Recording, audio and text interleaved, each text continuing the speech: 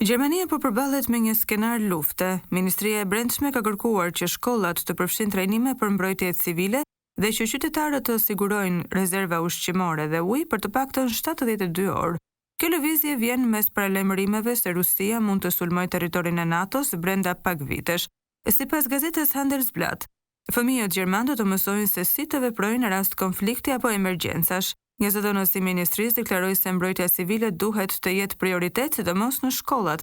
Deputeti i CDU-s, Rodri Kajseveter, tha se fëmijët janë veçanërisht të pambrojtur dhe duhet të trajnohen për skenare të tilla, duke ndjekur modelin e Finlandës, që për vite me radhë është përgatitur për një konflikt me Rusinë.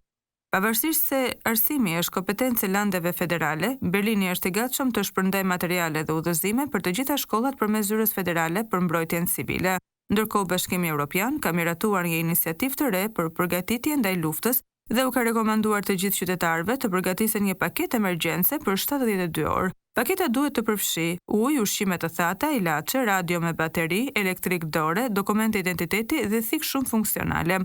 Autoritetet paralajmërojnë se strukturat aktuale të Gjermanisë janë të papërgatitura dhe të mbifinancuara për një krizë madhore, me vlerësime që tregojnë se nevojiten mbi 30 miliard euro për të sjellë ato në standardet minimale të luftës. Shefi i ushtrisë gjermane, Karsten Breuer, tha se sipas analizave tona, Rusia është e aftë të sulmojë NATO-n brenda 4 deri në 7 vitesh. Edhe Britania po përgatitet pas zbulimit të anijes ruse jantar që po hartëzonte infrastrukturën ujore të energjisë në detin e Veriut. Ekspertët e sigurisë i kanë bërë thirrje qytetarëve të kenë gjithashtu një paketë mbijetese. Thuhet se sabotimi i tubacioneve nga Rusia është një kërcënim real.